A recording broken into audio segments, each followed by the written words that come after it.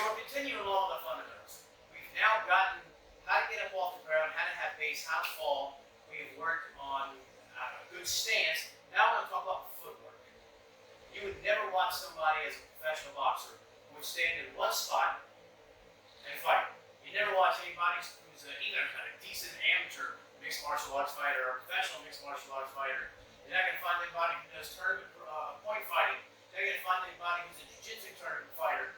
You're not going to find any of them just standing still. Wrestlers don't stand still. Martial artists don't stand still. We don't stand still as people. We're constantly on the move, and that's what we have to do when we're defending ourselves as well. The basics of the footwork is simple.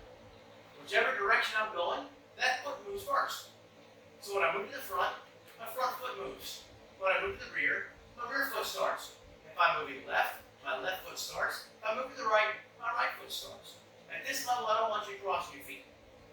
If I step 6 inches forward with my lead foot, I step 6 inches forward with my rear foot. If I step 6 inches back with the rear foot, I follow that same distance with my front foot. I want you to think of that first moving foot is moving for distance. My second foot moves for stance. So with one, I move forward. Front foot moves. Back foot follows, and I get the same stance. Two, I'm going to move to the rear. My rear foot moves first, moves back. My front foot moves with it. And I move back to my stance. I move to the left. That's number three. I move left foot first, right foot follows. I'm going to the right. That's number four. I move right, left. So again, we move one, forward. Two, to the rear. Three, to the left. Four, to the right. Those numbers don't change even if you're left-handed. Even if you're left-handed and you're standing here, when we say one, you move to the front. Two, we move to the rear. Three, you're still moving to the left. Four, you're still moving right. None of that changes just because we changed to a southpaw stance.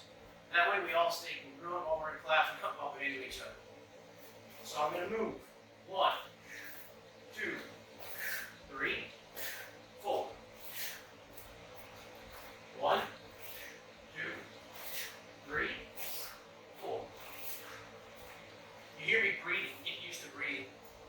We need to breathe when we punch. We need to breathe when we elbow. Breathe when we knee. Breathe when we kick.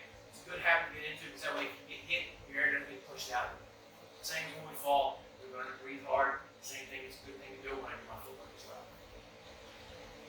Two more things we're going to do on the footwork are the step and pivot.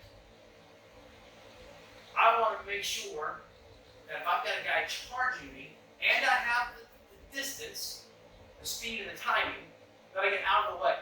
So if you look at this tape line down the middle of my mat here and use that, let's put our front foot on that line. And now, if he's coming toward me in this center, so he can be just off of this line, I want to step off that line and then turn and face this one. So again, we step off the line, turn and face. I'm going to pivot on the toes of that front foot. Step, turn. Step, turn. Same thing on this rear foot. I'm going to put it on the line now. So I'm going to step and turn. Oh no, we changed stances. Yeah, that's okay. You're looking at somebody charging you, trying to tackle you, throwing punches as he moves in. I don't want to leave this front leg out here to still be in the way. That's still on that train track. We want to get it out of the way.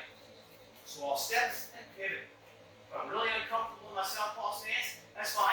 Take a second step and move back, where we create a little more distance. So I'm going to step and pivot. And if I need to, I can pivot this leg again. So that gives us